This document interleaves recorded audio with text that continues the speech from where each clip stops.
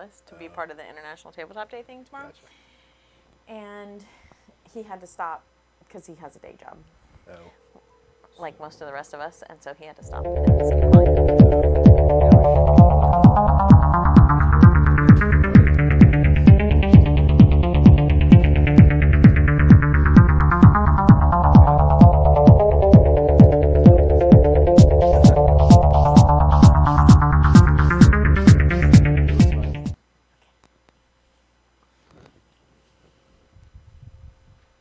Is he supposed to go now?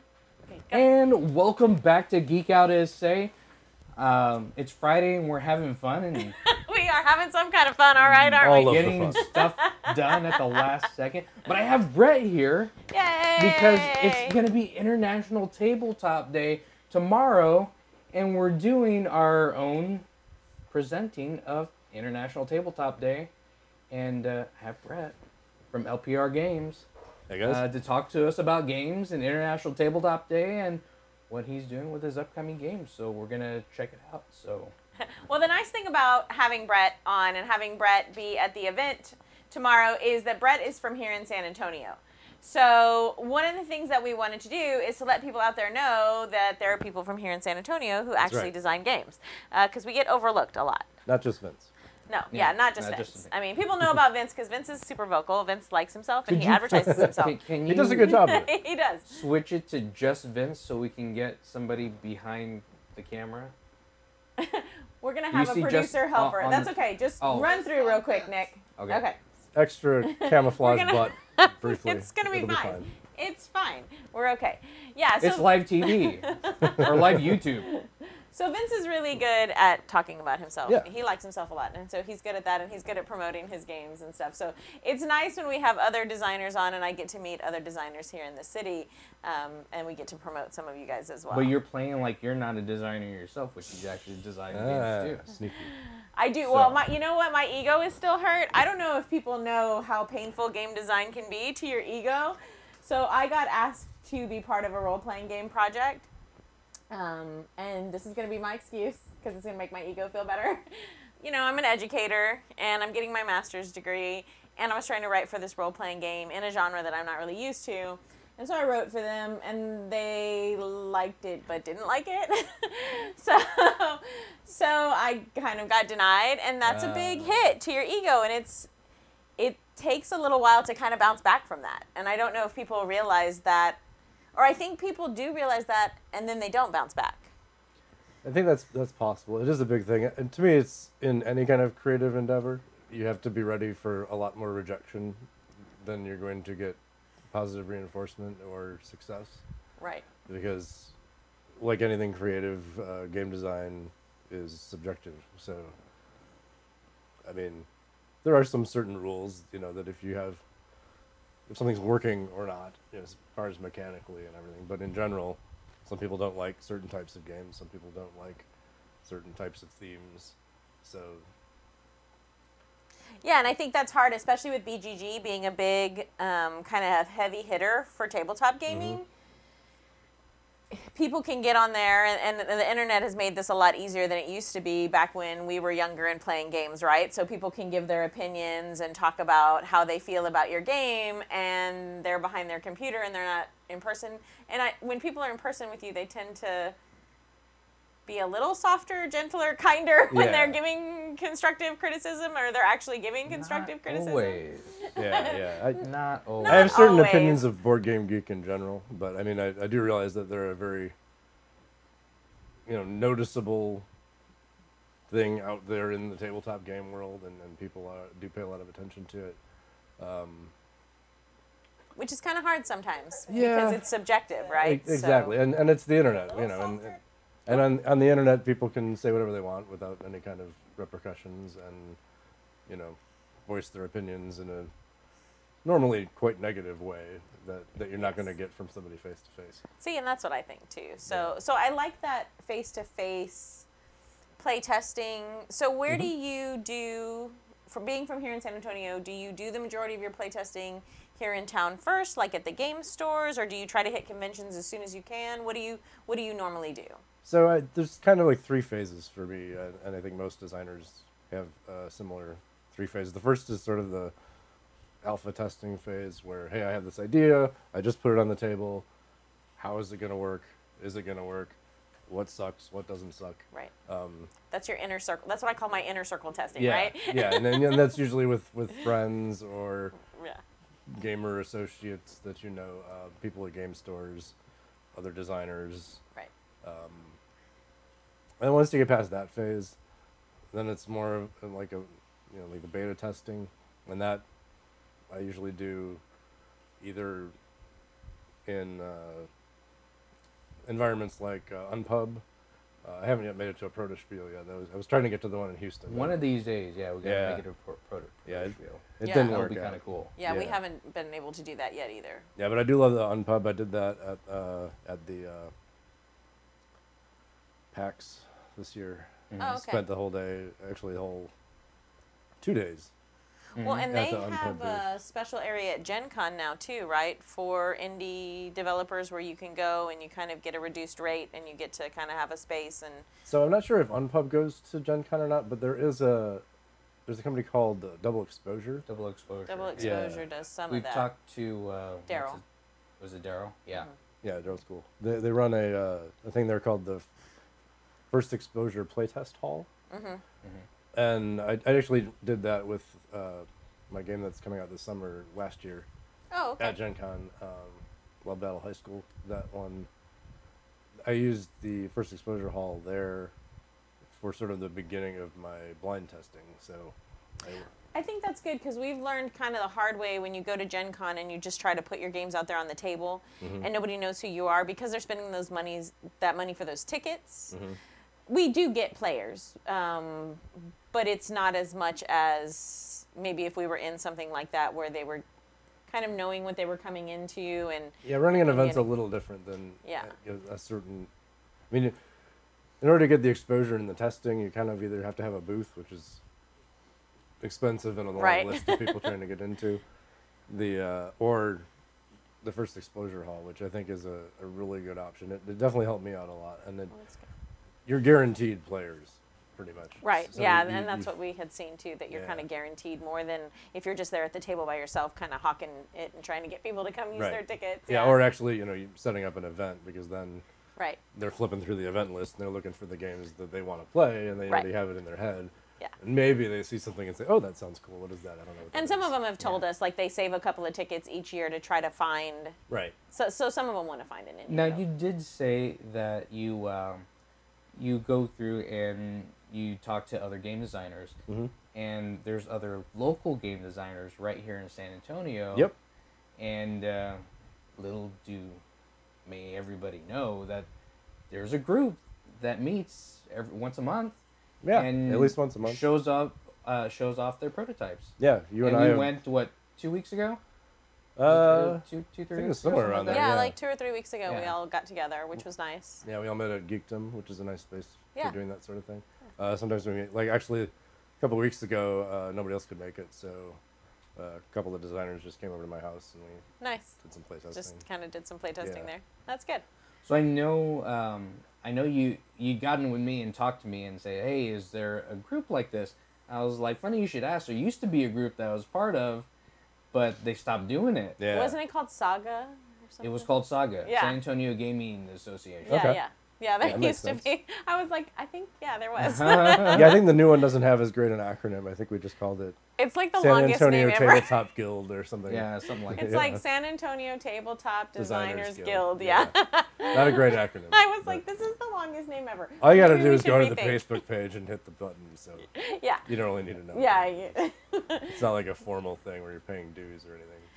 But true. But I think it's a good place for people to come together and to see some of the steps that it takes because as a designer and as a player, haven't you heard like a million times, I mean, I'm making a game or I Yeah. could totally make that game. That was actually one of the first things that I started to notice as soon as I started talking about some of the games I was working on was how many people were mysteriously working on games. Or they want you to take their idea and turn it into a game for them. Really, I haven't gotten that one yet. Oh, really? Oh, no. Vincent and I get that all the We get that time. all the time. All the Okay. time.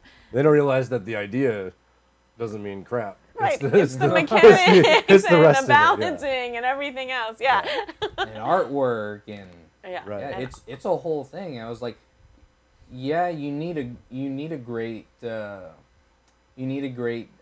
gameplay. You need a great That's something I learned a long time ago because I used to work in videography and do some screenwriting on the side, and that's one of the first lessons you learn, and that is nobody cares about your idea. It's the work you do yeah. Right. that makes exactly. it worth anything. Well, because when we first started, you know, we were young. We were like in our 20s. And I'm like, oh, you know, everybody's tired of fantasy. Like, I'm going to think of these cool new genres that nobody's ever thought about. And then you come up with these games and everybody's like, I don't care. Where's fantasy? A little bit of that for sure. So you learn, though, that if your gameplay is good, then you can sneak in that new genre. And then they're like, oh, okay, I might do that. And I think Right. it depends on who you're trying to appeal to. I think Yeah. I think that's one of the important things in design is focusing on an audience. And knowing who that audience is going to be and how you can develop that game for that audience. Oh, we have close-ups on there too. If you want to click on, yeah. Yeah. If you look on there, try. this is like- Our producer is now our son. I know I showed you in the Facebook video that it was my mom, and she did it for a while. Thanks, Mom. I appreciate you. She did it for like a family 2 effort. minutes. So it's all good. So then the youngest one, and I'm probably gonna, you're gonna see me kind of take some pictures here, and I'm gonna just like for posterity because he can't move. And it's hard to get pictures of my children because they're boys and So they'll this move. is the first time you've actually used the Elgato thing, My hair is not the cute. Stream Deck. A lot easier. Yes. Yes. Okay. Good. So yeah, there's close-ups on there if you want to do the close-ups, Okay. I see and that. it has like the picture. Only one that doesn't have the pictures because our guests change every time. So I know that you have a game that is going to be published by another company. Yeah. Eventually, sometime. We're not. You didn't hear anything. No, so It's a major it's Yeah, publishing it's a company. big thing. Yeah. It's a big thing. Are you going to be playing that one at the event tomorrow, So or I are might. you allowed to do that anymore? or- yeah, I mean, I can. You can? Yeah. So you want to kind of show that one off first? Sure. I mean, and- so I have a really old prototype of Yeah, it. no, that's So- cool. Like, 'cause I think that's cool. the publisher, they're actually in China right now, so Right. they're dealing with some of the manufacturing aspects and what we can get and what we can't get as far as some cool upgrades and Right, and I think pieces. that's something maybe we can talk to people about as we go along too, because people have these like delusions of grandeur of what this game is going to look like, and then they don't realize. the money behind it. Yeah, I mean, you could Yeah. totally make that game if you want the consumer to pay $100, which they Yes. don't want to pay, Right. unless you're Steve Jackson. Right, or unless you're selling a game with a ton of really nice. Yeah, in Ogre, if Miniatures, you're so- selling Ogre. Yeah. So let's Like see the your. guys Sure. that did Rap Gods. Was it Rap Gods? Uh-huh. Yeah, I remember this. Yeah, they were like going, yeah, I'm gonna make the record Like turn make a that. I was like, turntable wow, and stuff? while it's a cool idea, I was like, Have you looked that's a into lot how of much money. that costs? That's Yeah. gonna cost a lot of money. you know I was how like, is that part of the gameplay? Right. Because then I can see, yeah, do it. But Yeah. if it's not necessarily part of the gameplay, I was like, yeah, you might want to think about nixing that. Yeah. Or Yeah, maybe let's check this out. Or maybe if it's even like part of the hook, because if you have like a really creative Yeah. component that draws people in, I think that can also be part of the hook for your game. Yeah. You know, Mhm. like right now on Kickstarter, they Restoration Games brought back Fireball Island, we Yeah. saw that. Yes. Which, like, who would have ever thought that would get a modernization because it was so kitschy even back when it came out. But Yeah. but people are going crazy for it Yeah. because it's a very specific, set of components that look cool. Right. I think And- you and can have get a- that and all the expansions for like $140. Yeah. Yeah. Yeah, so stuff like that works. So before I show you the really old prototype, I'll show you the first prototype, which Nice. is funny. I just found this in my closet the other This day. is spectacular. Can you So- see it, Nick, or do we need to angle it a little bit better? This is literally the first board. Yes, no, this is super Ever made. awesome. We have designed board games or thought about board games before, and that is where we start, is like on a poster Yeah. board and a ruler. Yeah, and just yes, slap it down. Yep.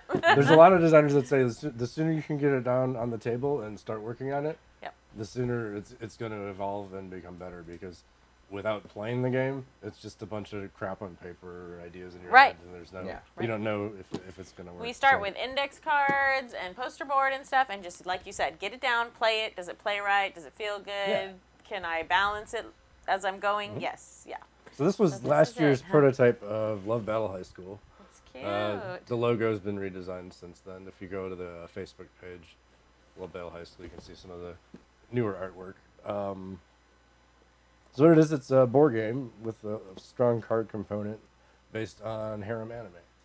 So I took all the tropes of the genre and turned it into an experience that's similar to kind of controlling the plot of Right. the anime. So rather than being one of the characters, at the beginning of the game, you get to pick which girl you think is going to be the one true match, or girls. It could be a three-way. So yeah, it's harder to set that up though, but it's worth more points. Right. So Obviously. yeah, exactly. Once you have that picked, then you get to play the game, and basically, so each girl has a set of cards, and the cards kind of determine her attitude and how she acts. And each girl has a special thing of like what they can do, what they can't do. So there's 5 girls, and they all have various personalities that are common to that type of anime. Like Rin, she's the sort of the aggressively. I was trying to show some that I can show that my middle school students can. She's a tsundere. No, she's more of the hardcore Can you see that? S&M girl, if you will. Yeah. So that's Katsumi. She's the There. busty, slutty one, as they usually have. Aika is the mystical girl who's got your destiny in mind, and that's And so the Aika. players are playing as the girls. No, the players are actually playing as sort of the narrator or the plot of the Okay. game. So they're trying to make the plot go the way they want it to go. And Gotcha. in each phase, you have the hero phase and then the girl phase. So in the hero phase, you move Hiroshi around the board, who's the bumbling, lead, as most of the harem anime leads are, and he gets to do things on the board according to the spaces on the board. So Let's see. again, this is an older prototype, so it's going to look a lot nicer than this, but. But still, it's really nice. It's really nice. Yeah, this is a prototype from Game Crafter, so if you're a Game Crafter is designer the out there and bomb, don't know yes. about them, you should know about them. Yes, we've talked about Game Crafter on here several times because that's where we like to get kind of our Yeah. nice going out to visit people prototype. For sure. So this is the board. As you can see, there's a bunch of different spaces Oh, and that so here's resemble the the girls school. and Yeah, And and the the hero office gets to and the do stuff gym. in the school, as well as interact with the girls. So during I've the hero actually time, gotten to play this game at San Japan, which was a lot of fun. Nice. yeah, but like last year in September. Yeah. yeah. What were your thoughts? I really liked it. I really liked the concept, The and the gameplay was great. the And that's comments. good because Vince doesn't watch a lot of anime or do a Okay. lot of. Not that he just likes it. It's Yeah, just not his thing. Not his thing. And That's definitely something that. So for somebody who doesn't really know the genre as much to like it, I think that speaks strongly of the gameplay. Thank you. If you can have somebody play the game as a gamer and like it, or like it because they like the genre. So, Yeah. and I like this crossover. I've been preaching this a lot lately. There is this crossover between anime and gaming. If people would kind of like open their eyes and look at it and come Yeah. into it and not be like I'm all anime or I'm all gaming and do some of that crossover. There's a lot to be done. With this one, I probably had equal or not, if not more success with people getting really excited about the game at anime conventions over just gaming conventions. Good. Because you have that, a lot of the anime conventions now have a gaming area, Yes. and so you're sitting in that gaming area, showing people or teaching people or doing tests, and you have people that are interested in games and the anime. Yeah, and popping I in. noticed that a lot of the people that do like anime tend to be social. I know people think gamers aren't social, but we're social. That's why we're playing games, because Right. we're sitting around together Otherwise, being you sit social. home and play video games or solo games. Or Right. whatever. I would sit and play solitaire if I wasn't social. So Although there's some designers out there that aren't socials, so social. Well, That is and true.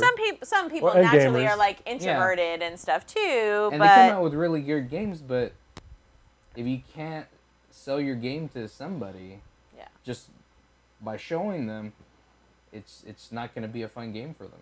Yeah, I mean, there's a certain amount of social aspect, both in gaming and in design, because, I mean, you can't design in a vacuum. You can't just pop something out of your head. And, I mean, I suppose if you were doing a completely solo game, but you're still going to need to pass it off to somebody else and have them play it and get their input, because... Make them break it for you. Yeah, exactly.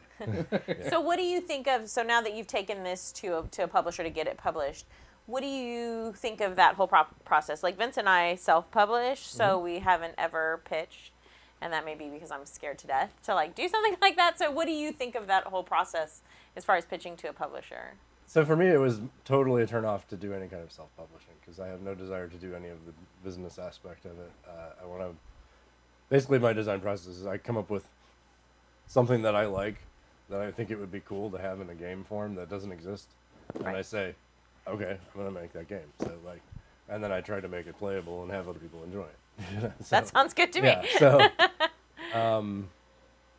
But when you relinquish that control over it, yeah, I See, mean that's definitely his side. that's the that's fear. where, not necessarily the fear. It's more of the, that's my baby. Sure.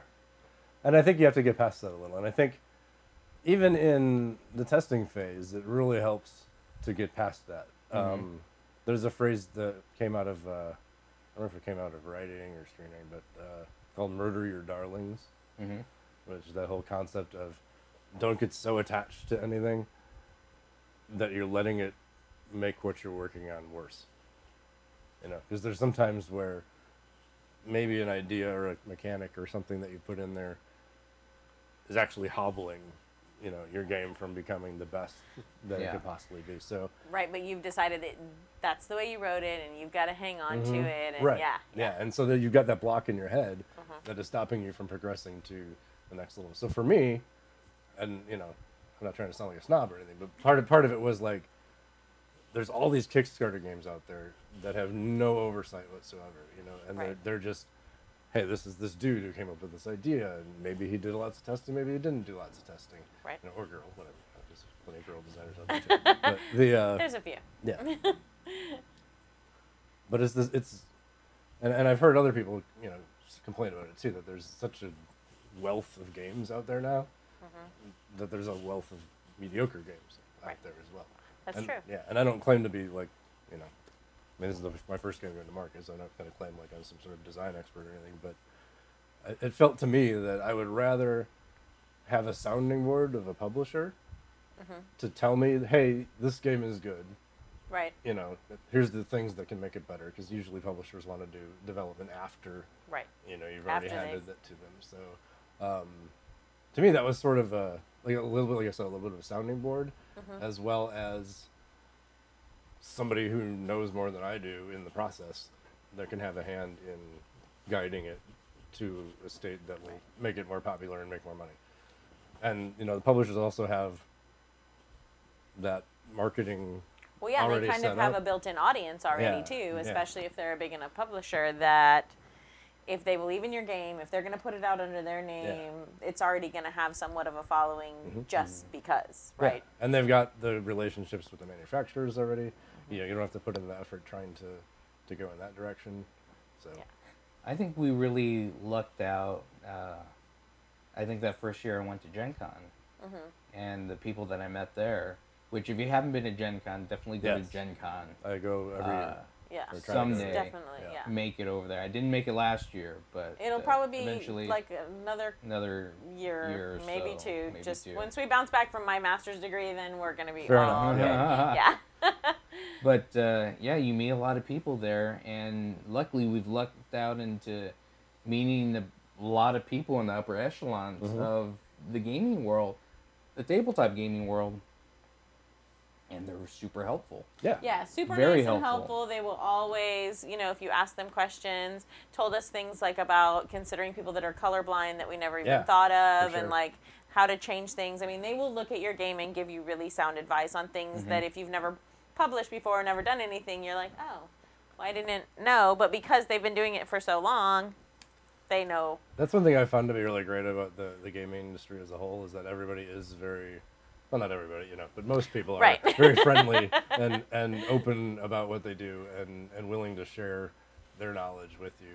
There's a couple of great Facebook groups out there that have been a great help to me in this journey. Tell everybody what some of them are, so in case they're interested, what Most of them are actually run by James Matthey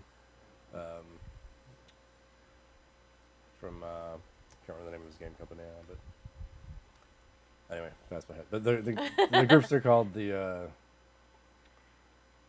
one's like the Card and Board Game Designers Guild, Okay. or something like that, and then I don't think I'm part of that one. and then there's I'm part of a women in Okay. game designing thing because Gotcha. I'm a girl. yeah, and then there's a Publishers Guild, and there's a Kickstarter one, and there's Yeah, I think Vince is part of some of those Yeah. As well. So he does some. it's one of the more things on if you that get side. into one, then it pops up. Then the it links kind to of all the yes. other ones, so- Then you kind of go Yeah. around and stuff. Yeah. And they're so- all kind of like run by the same guy. Yep. Yeah. James Matthey. Yeah. Yeah, he. I saw him and a couple of other people at a like a seminar at Gen Con, which when I first started having some ideas, I figured, well, I should probably learn what this is all about before I just jump in and start doing stuff. So I started using like part of my time at Gen Con to go to seminars about game design and seminars about publishing and just kind of Yeah. Right. I mean, the guys are there. You know, Yes. you can ask them questions. You know, and that's how I learned about a lot of the things. Like that's how I learned about Game Crafter. That's how I learned about the Facebook pages. Yeah.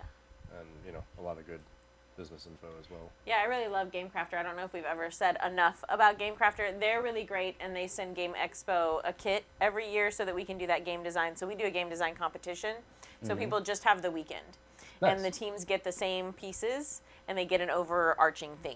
Oh, that's good. And then they have to try to make a game by the end, and then they get to present to whoever our guests are because they're in the industry. And so then okay. they get some really good feedback. So Yeah, I didn't last see that year when you there guys was- did that because I was only there one day last year. So Yeah. Yeah. Last year we had some really good games come through. Yeah. So I was really And the year impressed. before that too, really Yeah. good games. cool. Yeah. Some of the one that little family made was really, really great. Little kid, like a family with kids and stuff, and they all worked together and made it, and it was really great. So, Nice. yeah, I think it's The nice theme to see. was just a general convention. Yeah, and theirs was like theirs cleaning was up after. cleaning up after a convention. Yeah. That was the game. Yeah, it was It really, was really cute. cool. Did it involve unions that wouldn't let you touch the? I don't think they crates went once you had that it deep mapped into out. it. They didn't go that deep. I don't think they knew about all that, but. But yeah, I think it's just a really fun process, and like you said, I think there are a lot of mediocre things coming out now, and people on Kickstarter that aren't following through because they don't understand that business side, like you said. I mean, Vincent and I learned it firsthand. We had to do a lot of research ahead of time, and how much is the shipping, and people didn't factor any of that in. And then factoring in the time, like we sent our game out, and you send it overseas because it's more cost effective, and they needed a different file format but didn't want to bother you, didn't ask you, and retyped our cards and don't speak English. Oh boy, yeah, So we got 1,000 units of games that are not usable. not Yeah. usable. That's Not right. usable. Have So- words like Antolene, whatever that means. So then, but we Supposed knew to be that Badland. things like that, happened because we had talked to Yeah. big publishing companies. So we knew to fit that into our timeline for our just in case, right? So we were still within our time limit when we put our game out because we still had to go back to them and we had Yeah. to say no. And even when they sent it the second time, some of like the shrink wrapping wasn't as super great as we would have liked it. So we bought like a gun and stuff because we're small. Yeah. And so we're there like go. hand doing it to make sure the shrink wrapping looks like really good to everybody that we sent it out to. And I think Geek bought like 400 units for it first. So we're like, shh, make Think Geeks look good, so, Sweet. yeah. That's cool. Yeah. So it's all of those things that I don't think that developers understand if they're going to self-publish. Like all of those little things that could go wrong or that need to happen. Yeah, they just see, oh, this guy made 500,000 on Kickstarter. Right. It's like my game only needs to make like 15 grand to make my first production run. Right. I could totally do that. Yeah, I'm going to do that. It's Yeah. totally going to happen. Yeah. No. Yeah. I mean, it might. It might, but or then you but get can potato you, salad. Can you handle it once it does? That's the thing. And that's Or the you thing, too. make it, you make that and it doesn't ever get made. which has happened. Yeah, there've been Right, you a get few the horror money and stories then- for sure. Yeah, like Yeah. the pencil The dice. pencil dice. Oh, my man, god. I wish they made those. Those Or were the- so That would have fun. been so cool. Or the old Robotech game that was supposed to come Yeah. out. Yeah. Yep.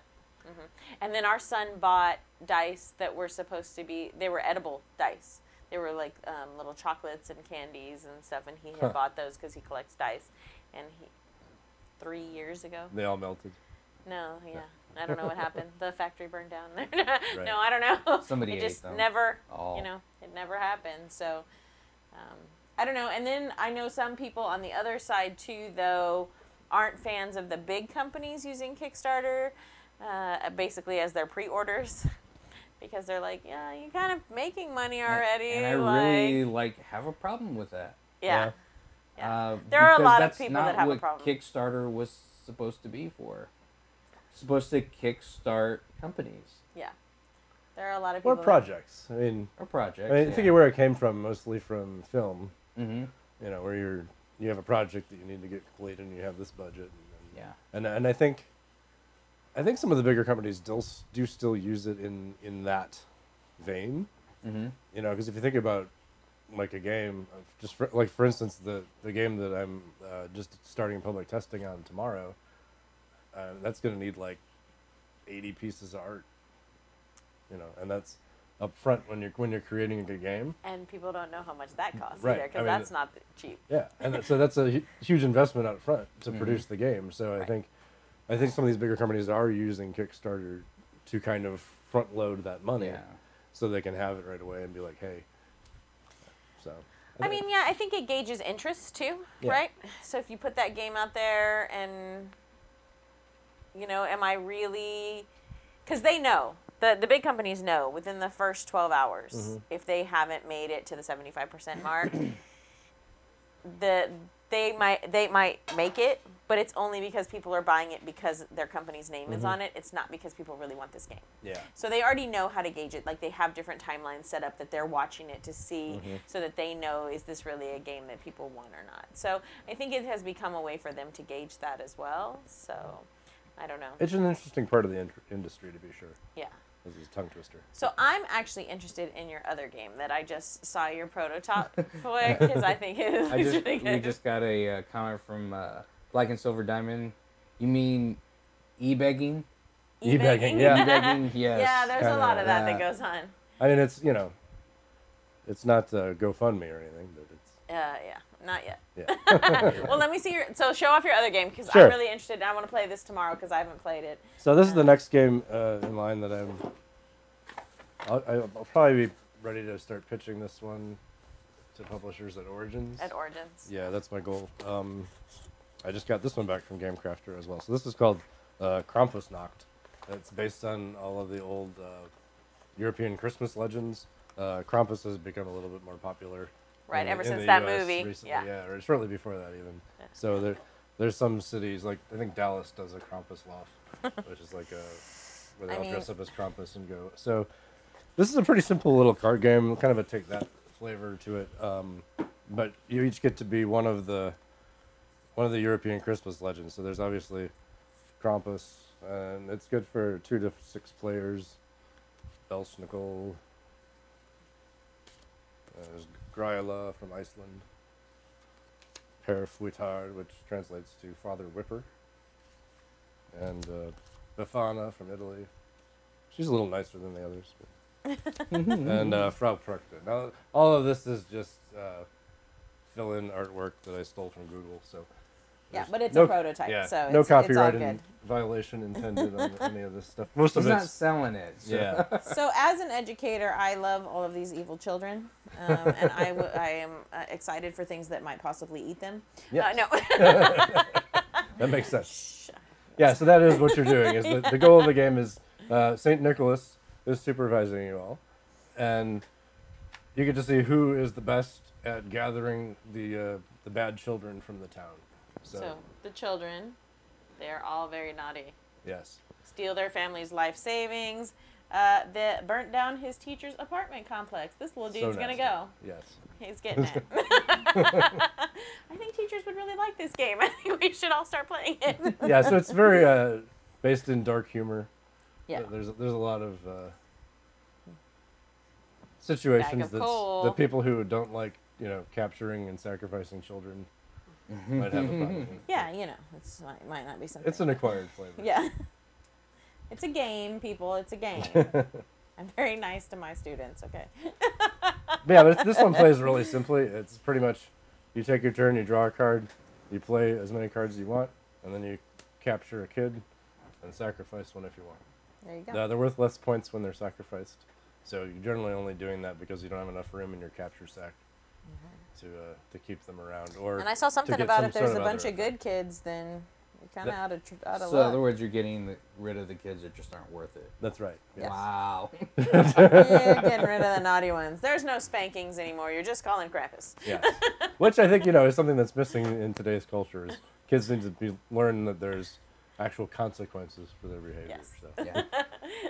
We have this discussion all the time. Yes. Yes. They might be slightly exaggerated consequences in the case of stories like Right, Krampus, right. but- And that's okay. It's a story, right? I mean, anybody who plays a game should know that it's a story. Like, my mom knows because I grew up, in the time of, D&D was for devil worshippers. And so she would be, like, making us, play D&D in the living room so she could watch over us just to make sure that we, Satan wasn't coming for our soul or something. Oh, that's the old cartoon one. Yeah, I love this cartoon. I don't care what none of y'all say. I loved this cartoon. You can be quiet because I own it.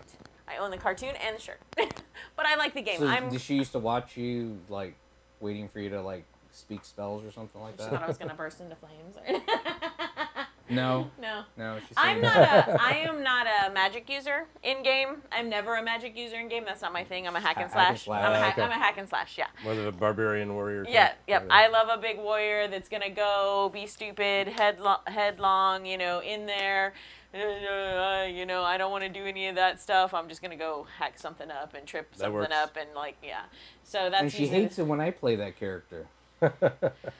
You're antagonistic when you play that character. I don't antagonize anybody. They can do all the spells they want and check their awareness and do that for half an hour if they want to, and I just go on my own. So in Krampus would be your character then, because he's all about just using his strength and ferocity to go ahead and Right, and that would be my capture thing. kids rather than worrying about trying to bribe them or use magic on them. Or anything. Right. He's just I don't want to be the Pied Piper or any of that stuff. I just Yeah. want to be like, look, He's come like, here, kid. get in the sack.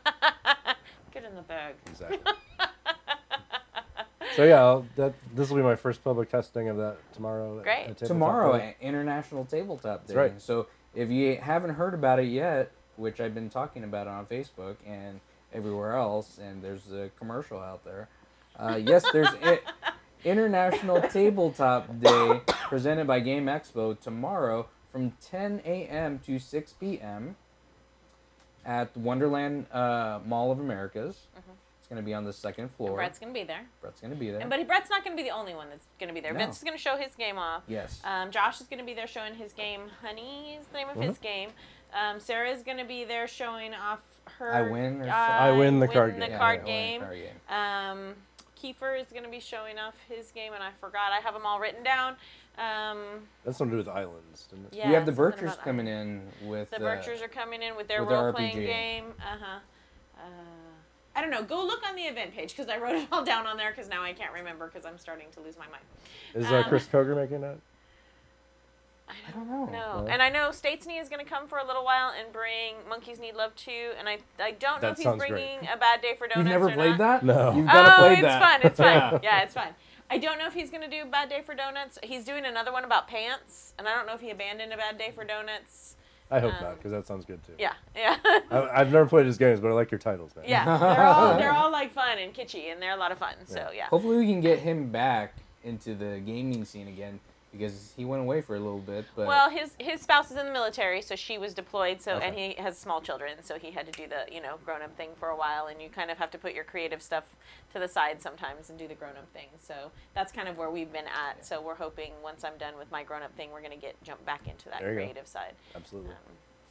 So. Yeah, I'm blessed with a day job where I only work 4 days a week, so Oh, nice. I have a lot of time for working Well, on and then theoretically, I have like off summers and stuff, and you would think that I could get things accomplished, but no, not so much. Anyone that knows teachers knows that that's not really true. Yeah, not so much. maybe so it would be easier if you weren't getting your master's, but that's important. Well, and one of the things I would like to look into is educational games. And the other thing that I'm going to look into is I've been talking to some publishers as well about teaching them how to write, or maybe I write and get paid to write how their game can be used in curriculum and work with Common Core standards or something like that, so that the teachers can use it and it can teach the students something as well. Maybe like throw a worksheet in with it, or a reading passage, and do some stuff that, like, bringing those lessons together. So that's something else that I'd like to do. I would love to see kids get to play more. Yeah, sure. To learn. And even adults too, because I've actually done similar stuff like that in the corporate environment, creating games for training. Nice. Yeah. Like I work in incident management. Oh, okay. For a big IT firm, and the one of the things we do is we do like an outreach program where other leaders can come and hang out with their department for a while. Nice. So I created a game that sort of a solo game where they get to see what a really busy day of working incidents is like. So. Oh, that's fun. Well, and I've seen a lot popping up lately about tabletop gamings, like psychologists that are using it in therapy. We saw that whole thing about gaming in prison and how they turned the paper into dice by like packing it into the corner of the windowsill and made their own dice, and that they're playing like their version of Dungeons and Dragons. So yeah. Sense. Yeah. So they make shanks and dice. Yeah. So first you play and then you kill. So But it's they're kind in there of like, and they don't have really much to do, but so... Yeah. And there's, at the last middle school I was at, I had a D&D club in my room. And this year at the middle school that I'm at, I moved to a new school. The librarian, she was like, yeah, it's cool, let's do it. And then I think next year I'm going to take it over. But for this year, because I was kind of new to my new position, I was like, cool. Y'all can come to me and ask me questions. I'm like, but I don't DM. I don't DM. That's the thing I don't do. Just play. I was like, I just play. So I can tell y'all how to like stay in character and do things like that, and then, but y'all read I don't read rule books and stuff. Just roll dice. I'm like, and say things. I don't even roll dice. I just say things and run around. Okay. Brett, what is some advice you would give somebody new to game design that wants to start their own game, the very first game? Well, to me, the most important thing, and which I learned from other people and from doing, is get it on the table as soon as possible. I think I mentioned that to a certain extent earlier. Yeah. But yeah, I mean, ideas are great, but you gotta do the work and make it work. Yeah, you definitely got to go through and follow through with that, and have fun with it. Because if you're not having fun with it, then the game's not going to be fun. And to me, that's another big thing is, so I've seen, because tabletop is a booming industry right now, I think you're starting to see some people that might not quite be as interested as just being a game designer, and they think, oh, maybe I can design a game and make a lot of money at it. That's not really a thing. Yeah. I mean, Yeah. like, let's just put it out there. No, Like, that's not a thing. Yeah, like I mean, a lot of our friends that have published numerous games, they still have a day job. yeah. Like they do. Yeah. You know, some of the bigger publishers, some of the people in the upper levels of those publishing companies, they can do that as a living. But Yeah, and not to say that starting down that road couldn't get you into a position where you're working for a game company as your main job. Right. But it's Like- definitely like, if you sell a game and you're getting royalties on a game, you're not rich. Right. You know, unless all of a sudden you did so well that it's Magic the Gathering, you know. Or, Right. Or something like that that's going to be around forever. Right. Like Gary Gygax. Yeah, exactly. Something like, He wasn't rich. No. yeah. No. I mean, to me, it's like the big three, you know, Warhammer, Magic, D&D. Like, those are everywhere you go where there's gaming. Those are, you know, to get to that kind of level takes Yeah. a lot. And you have the ultimate yeah. creator of D&D, and Yeah. he He wasn't rich. He was just. He was comfortable. Yeah. Actually, at least used to live not too far from Lake Geneva. Oh So, yeah. Yeah. I went to the not the original, but the second TSR store oh, Oh, nice. cool. that ever existed. Yeah. So Very cool. that was fun. Yeah, I used to live. Oh, so you've been to the what is it called? The what's the name of that bar? The one that's like a oh gosh, what do you I'm call so it? sorry. I have no idea where you're going with this, or It's I would totally like a help spy you out. bar. Oh, the spy bar that was in Milwaukee. Yeah. Yeah, I never went there, but I heard about it. Yeah. Yeah, that was back when they used to have Gen Con up in Milwaukee. Yeah. Yeah. Yeah. One of these days. Yeah. Vince is down for spies. That's his thing. Yeah. Okay. He likes the spies. Yeah. Cool. This is why we made a RPG about spies. All right. I'm That sorry to makes cut sense. you off, but you It's have that no time. producer to tell you So, that it's Britt, that time. Thank you for coming out and talking with us. Yeah. I had a lot of We fun. didn't tell you. Again, tomorrow, International Yeah, we Tabletop finished Day. 45 minutes. Thanks for checking us out. I'm Vince. I'm Colleen. Thank you, Mom and Nick. And this is Brett. How y'all doing? See you later. Geek out, SA.